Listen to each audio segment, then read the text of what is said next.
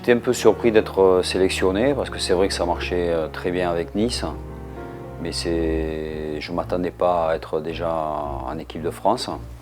Mais je l'ai bien accueilli, disons qu'à cette époque-là, j'étais insouciant et tout me réussissait bien avec mon club.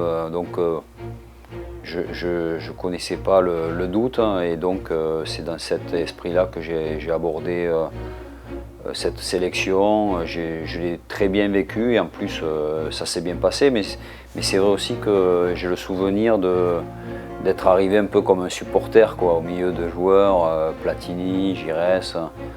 Il y avait même Marius Trésor à l'époque encore, etc. Donc c'était rigolo quoi. J'avais presque le carnet avec le stylo pour demander des autographes parce que ça avait fait quand même du bruit. On avait fait un gros match, Platini énorme, qui avait marqué le premier but. Et moi j'ai eu la chance de marquer, oui, après être rentré en jeu à la fin, dernier quart d'heure de marquer aussi. Comment je l'ai vécu, c'était un rêve quoi. J'ai l'impression après le match d'avoir rêvé et puis de ne pas trop m'être rendu compte sur le terrain de ce que je vivais, d'avoir pas trop. J'étais presque. Je touchais pas terre quoi.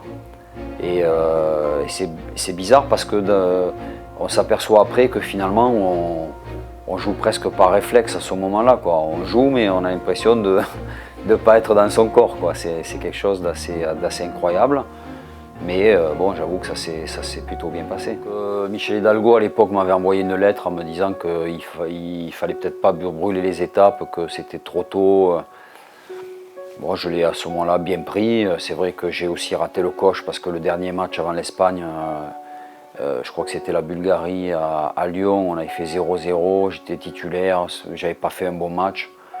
La France n'avait pas fait un bon match et donc c'était pas illogique que je ne sois pas sélectionné.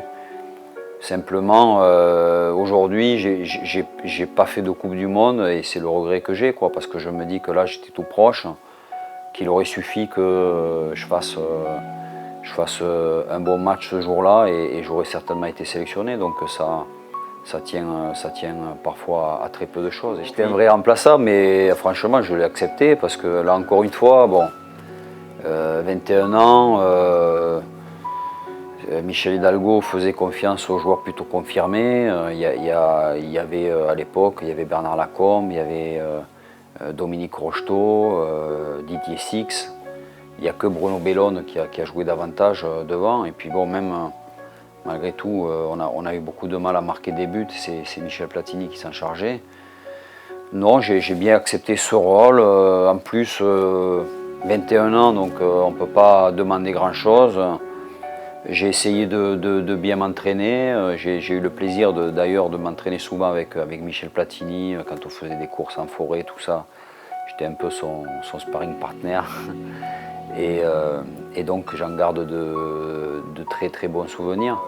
J'ai le sentiment au fond de moi d'avoir eu le niveau pour faire quelque chose de mieux en équipe de France. Après, je me dis j'aurais pu faire pire aussi dans ma carrière. Donc, pas vraiment de regret, mais le regret aussi de ne pas avoir participé à une Coupe du Monde, par exemple. Bon, j'ai fait l'Euro, donc voilà, c'est pas si mal que ça quand même. Et puis j'ai vécu de belles choses.